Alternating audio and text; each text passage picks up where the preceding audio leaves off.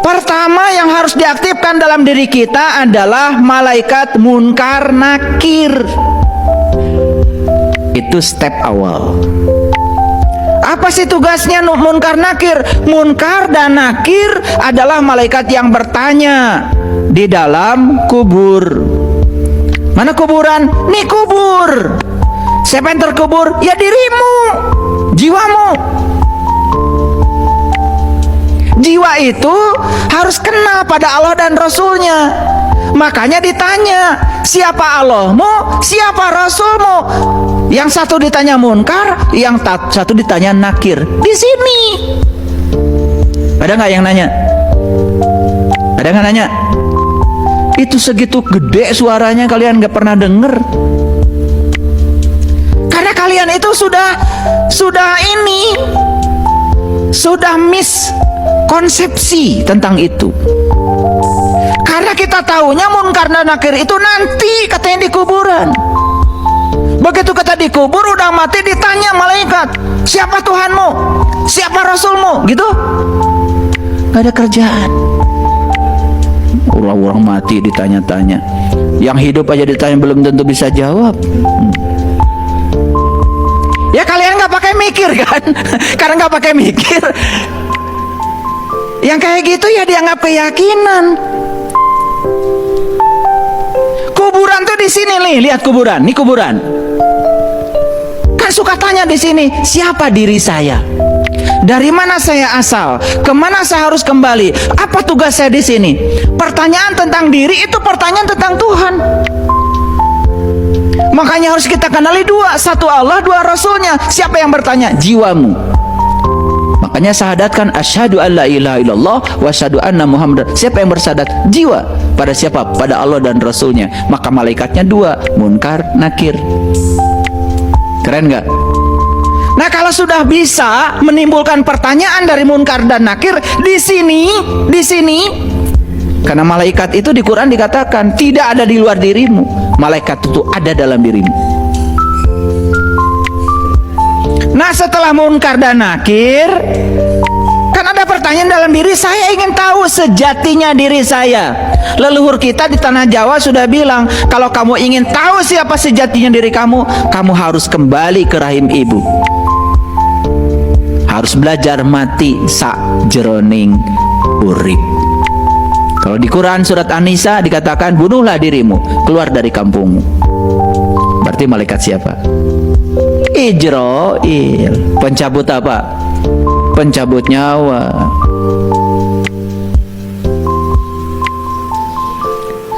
Jadi tahap kedua kita harus belajar dari malaikat Ijrail, pencabut nyawa.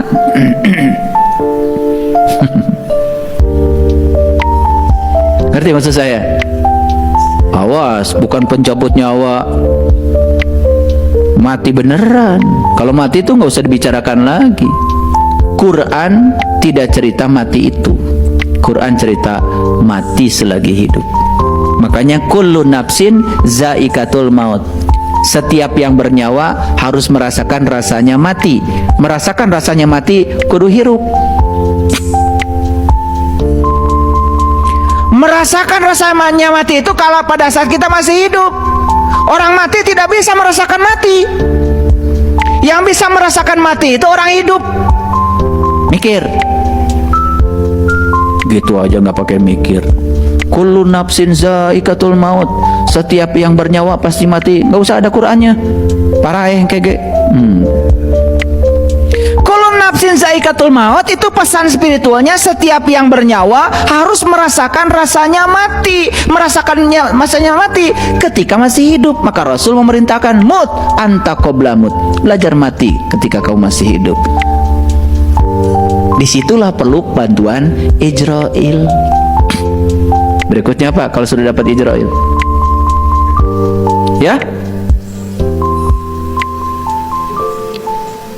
Ya Israfil. Bagian niup apa? Sangkakala. Tahu sangkakala di mana? Ya di sini. Makanya orang belajar spiritual pasti memberdayakan nafas, menyadari nafas masuk, menyadari nafas keluar. Betul apa tidak? Malaikatnya di situ tinggal kok. Di sini. Bagian niup sangkakala. Begitu ditiup sangkakala, kiamat. Bangkit, bangun,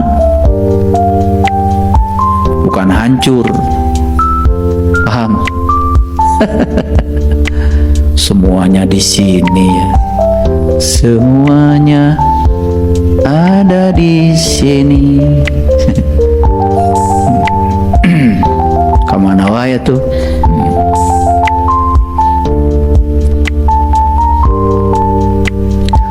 Begitu sudah bangkit, berikutnya apa? Malaikat apa? Malaikat apa? Ya pasti Jibril dong. Menyampaikan apa? Menyampaikan pengertian, menyampaikan intuisi. Makanya yang sudah tajam tahu-tahu ngerti, pinter tanpa belajar, cerdas tanpa berlatih. Tahu-tahu ngerti, tahu-tahu ngerti, gitu.